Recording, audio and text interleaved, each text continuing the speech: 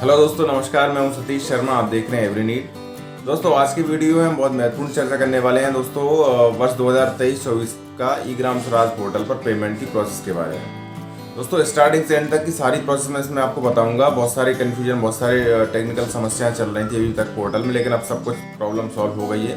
कुछ शर्तें भी जारी हो गई हैं। उस शर्तों पर आप ये ध्यान रखें कि इस बार आप जैसे ही 23-24 के लिए पेमेंट की प्रोसेस सिलेक्ट करेंगे, उसमें एक अटेम्प्ट में, मतलब यदि आपने बिफोर वाला जीओटेक किया है तो सिर्फ 30% पेमेंट ही आप उस काम का कर पाएंगे। इसके बाद फिर अगला स्टेप का ड्यूरिंग वाला फोटो जीओटेक करेंगे, फिर बाकी का और पेमेंट फिर उसके बाद हो पाएगा। इसलिए आप इस चीज़ को ध्यान रखें, कंफ्यूज ना हो बिल्कुल भी कि आपका अमाउंट जो टोटल है उसका 30% का पेमेंट ही आपका पहले वाले फोटो के बाद कर पाएंगे। ठीक है दोस्तों, सारी प्रोसेस हम टेक्निकल सैंक्शन की एंट्री करने से लेके वाउचर बनाने तक की सारी प्रोसेस हम इस वीडियो में देखेंगे। तो चलिए दोस्तों, शुरू करते हैं।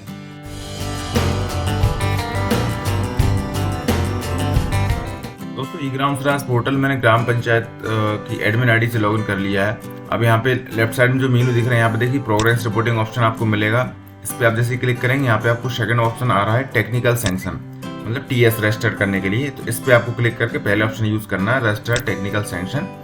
ये मैंने इस पर क्लिक किया है। तो यहाँ पे आप जैसे पब्लिक वर्क सिलेक्ट करके गेट डाटा करेंगे, तो आपको 2023-24 के जो भी काम आपने आपके प्लान में शामिल किए हैं, वो सभी काम आपको यहाँ पे दिख जाएंगे।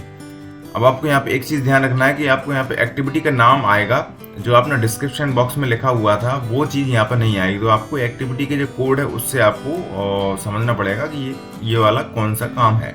इसके लिए सबसे बेहतर ये रहेगा कि आपको प्लान के मैनेज में जाकर वहाँ पे आप एक बार आपकी पूरी कार्य योजना का प्रिंट ले लें, सभी कामों का प्रिंट ले लें। उसमें सभी एक्टिविटी के कोड, एक्टिविटी का नाम और उसका डिस्क्रिप्शन सभी कुछ उस पर लिखा हुआ आ जाता है।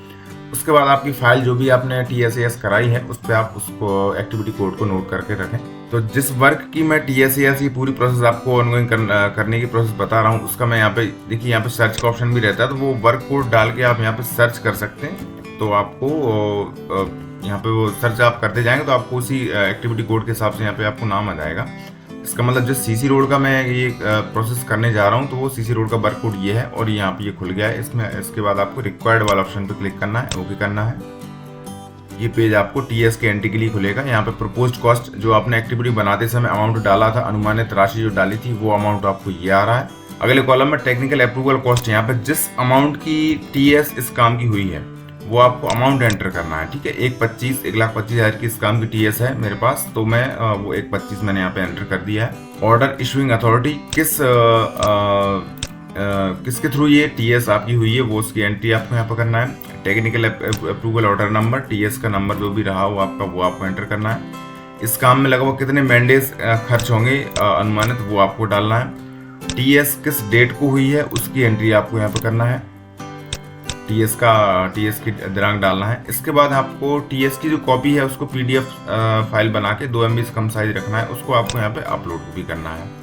तो मैंने ऑलरेडी यहाँ पे स्कैन करके रखी हुई है, तो मैंने ये इसमें अपलोड कर दी है। बस इसके बाद नेक्स्ट सेव पे क्लिक आपको करना है। इस तरह से आपकी TS की जो डिटेल है वो सेव हो गई। इसी में प्रोग्रेस रिपोर्टिंग में फिर से चलते हैं। अब आपका काम रह जाएगा एडमिनिस्ट्रेटिव सैंक्शन, मतलब AS वाला। तो आपको इस पर क्लिक करना है। इसमें फर्स्ट वाला ऑप्शन रजिस्टर्ड एडमिनिस्ट्रेटिव सैंक्शन, इस पर आपको क्लिक करना है। यहाँ से आपको AS की जो डिटेल है उसको आपको फिल करना है। पब्लिक वर्क, गेट डाटा, वही सभी काम आपको फिर से यहाँ पे दिखेंगे। अब जिस काम की आप AS कर रहे हैं, यहाँ पे देखिए, यहाँ पे एक सुविधा ये है कि यहाँ पे AS करते समय आपको एक्टिविटी का डिस्क्रिप्शन भी दिख जाता है। मतलब जो आपने काम का एक्टिविटी बनाते समय जो विवरण वाले बॉक्स में लिखा हुआ है वो आपको यहाँ पे दिख जाता है। तो इसमें ये फैसिलिटी ये है, यहाँ पे आपको सर्च करने की आवश्यकता नहीं है। ठीक है, तो इस पे आपको अप्रूव वाला जो एक्शन के अंदर अप्रूव का ऑप्शन आ रहा है, इस पे आपको क्लिक करके AS की डिटेल फिल करना है, जैसे कि मैं अभी आपके सामने कर रहा हूँ। यहाँ पे देखिए प्रपोज्ड कॉस्ट और टेक्निकल अप्रूवल कॉस्ट, दोनों कॉस्ट आपको यहाँ पे दिख रही है। यहाँ पे दोस्तों एक चीज और ध्यान रखें, आप TS का अमाउंट जब भी आप डालें, तो आपके काम जो आपने लिया है यदि उसमें कन्वर्जेंस है, तो सिर्फ आपको 15 फाइनेंस का अमाउंट TS में और AS में डालना है। मतलब यदि आपका ये काम मनरेगा से कन्वर्जेंस है, तो मनरेगा का अमाउंट आपको यहाँ पे एंट्री नहीं करना। सिर्फ TS जो 15 फाइनेंस का है अमाउंट TS में और AS में, वो सिर्फ आपको अमाउंट यहाँ पे डालना है। ठीक है, इसमें AS वाले कॉलम में यहाँ पे नीचे चलें आप, अलोकेटेड फंड में जो अमाउंट आ रहा है प्रपोज्ड कॉस्ट, इसको आपको जो आपकी TS और AS जो हुई है जिस अमाउंट की, वो अमाउंट आपको एंटर करना है पूरा एक साथ। ठीक है, और नीचे आप चलते हैं एडमिनिस्ट्रेटिव जो एडमिन अप्रूवल ऑर्डर है, मतलब AS का नंबर है, वो आपको एंटर करना है। एएस किसके थ्रू हुई है वो आपको किसने की है वो करना है। एएस डेट क्या है उसकी, किस डेट को एएस हुई है वो आपको एंट्री करनी है। और लास्ट में आपको अपलोड एक्टिविटी ऑर्डर, मतलब एएस का जो ऑर्डर है उसकी कॉपी आपको स्कैन करके यहाँ पे अपलोड करना है, जैसे कि हमने टीएस के पेज पे की थी। ठीक है, ये सारे कॉलम फिल करने के बाद वो सेव का ऑप्शन आपको मिल रहा है, सेव आप कर देंगे।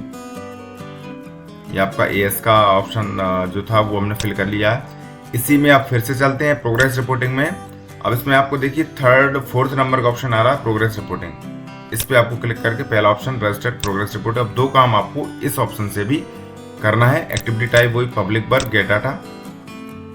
अब देखिए आपने जिस कामों की टीएसएस एंट्री कर चुके हैं वो सब काम आपको यहाँ पे दिखेंगे। अब आपको जिस काम की अभी प्रोसेस करनी है, मतलब उसको ऑनगोइंग करना है, और फिर उसके बाद फिजिकल प्रोग्रेस है उसकी चेंज करना है। सबसे पहले मैं यही मेरा काम है, यही वर्क कोड है, तो इसको मैं चेंज एक्टिविटी स्टेटस इस पर क्लिक करके सबसे पहले मैं इसका वर्क को ऑनगोइंग सिलेक्ट कर लेता हूँ। आप सबको भी ऑनगोइंग ही सिलेक्ट करना है सबसे पहले। अब ध्यान रखें अन्य किसी भी ऑप्शन का यूज नहीं करना, सिर्फ आपको ऑनगोइंग पे क्लिक करना है। और किस डेट को आप इसको ऑनगोइंग करना है वो डेट, जिस डेट को भी कर रहे हैं वो डेट आप सिलेक्ट कर दें। इसको फिर से आप इसको सेव कर दें।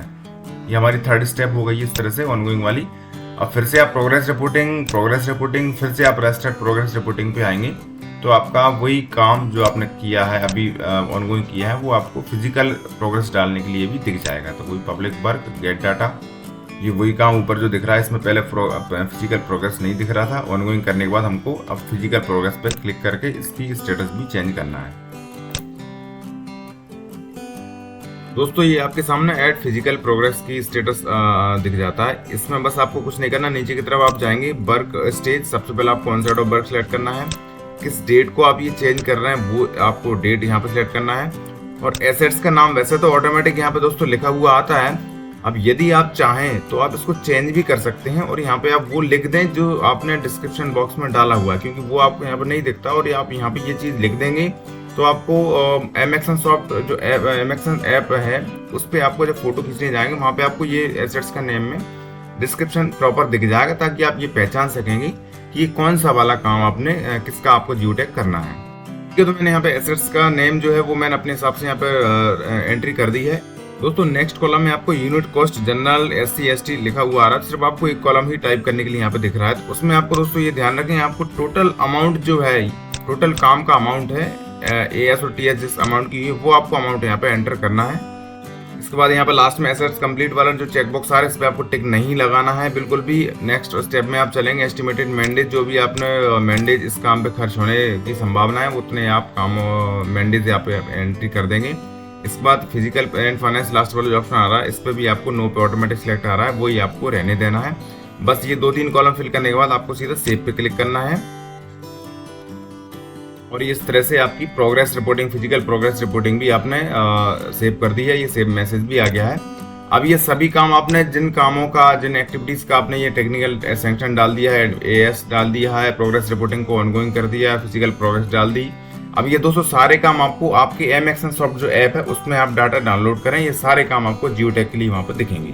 जैसे ही आप उसको जियोटैग कर देंगे उसके बाद फिर पेमेंट की प्रोसेस हम इसमें आगे चल के देखेंगे। दोस्तों सारी प्रोसेस करने के बाद और एमएक्सन सॉफ्ट ऐप से बिफोर वाले जियोटैग करने के बाद दोस्तों अब मैं पेमेंट वाउचर किस तरह से बनाना है आपको वो मैं आपको बता रहा हूँ। तो इसके लिए मेकर लॉगिन किया हुआ है मैंने एडमिन ईग्राम स्वराज का। इसमें voucher transaction, payment voucher, online payment voucher, यहाँ से दोस्तों आपको वाउचर बुक करना रहेगा। ये सारी प्रोसेस करने के बाद आपको यहाँ पे देखिए first option nature of payment में एक्सपेंडिचर EGS ही लिखा रहने देना है। सेकंड वाला जो वर्क्स वाला ऑप्शन आ रहा है यहाँ पे आप जैसे जियोटैग कर देंगे तो वो सभी काम आपको यहाँ पे दिखने लगते हैं। अब किस काम का आपको पेमेंट करना है वो आपको काम यहाँ से सिलेक्ट करना है। ये मैं यहाँ से काम सिलेक्ट कर लेता हूँ। इसके बाद स्कीम, 15 फाइनेंस, फिर इसके बॉक्स में क्लिक करना है। यहाँ पर दोनों तरह का सर्च ऑप्शन है, किसी से भी आप कोई सा भी ऑप्शन यूज कर सकते हैं। बेसिक ग्रांट क्योंकि CC रोड का है तो ऑटोमेटिक बेसिक ग्रांट यहाँ पे ऑप्शन आ गया, इसी फंड से यहाँ पे पेमेंट हो पाएगा। ग्राम पंचायत प्रोग्राम, ये सब ऑप्शन आप देखते चलिए, ये सब आपको सेट करना है। यहाँ तक जैसे आप पहुँचेंगे तो फिर ये काम की डिटेल और खुल जाती है, मतलब इसका टोटल इसका TS अमाउंट, AS अमाउंट है, ये आपको यहाँ पे दिख रहा है जनरल वाली कैटेगरी में। ठीक, अब दोस्तों एक शर्त इस बार के पेमेंट में ये लगा दी गई है कि अमाउंट जो टोटल यहाँ पे अवेलेबल है इसका सिर्फ आप एक वाउचर में 30% से ज्यादा पेमेंट नहीं कर पाएंगे। ये दोस्तों थोड़ा सा आप ध्यान रखें। इसलिए इसका 1,50,000 का 30%, मतलब ये लगभग 45,000 तक ही हम एक वाउचर में पेमेंट बुक कर सकते हैं, इससे ज़्यादा आप नहीं कर पाएंगे। ठीक है, वही आप अमाउंट यहाँ पे एंटर करेंगे। इसके बाद ये थोड़ा सा नया चेंज हुआ है, यहाँ पे एसेट्स ऑब्लिक लोकेशन डिटेल, यहाँ पे वो काम का नाम आपको दिखने लगता है। इसको सिलेक्ट जैसे ही आप करेंगे, नीचे एक ऑप्शन और आ जाता है, कुछ कॉलम और आ जाते हैं, इसमें भी आपको वही अमाउंट फिल करना है जो आप अमाउंट पेमेंट करने जा रहे हैं। ठीक, ये 3 जगह अमाउंट फिल करने के बाद सबमिट। इस तरह से ये सभी कॉलम फिल हो गए हैं। आगे रेफरेंस नंबर कोई डालना हो तो डाल सकते हैं, बिल नंबर भी डालना हो तो डाल सकते हैं, मैंडेटरी नहीं है, ब्लैंक छोड़ सकते हैं। पर्टिकुलर में आप डिटेल लिख दें किस तरह से किस चीज़ का आप ये पेमेंट करने जा रहे हैं। ये पर्टिकुलर्स वाला ऑप्शन मैंने कॉलम मैंने फिल कर दिया है। इसके बाद मोड ऑफ पेमेंट, आपको यहाँ PFMS आएगा। डिटेल्स वाले बॉक्स में आप क्लिक करेंगे, आपका बैंक अकाउंट नंबर जो भी है पंचायत के, वो ऑटोमेटिक सिलेक्ट होकर आ जाएगा।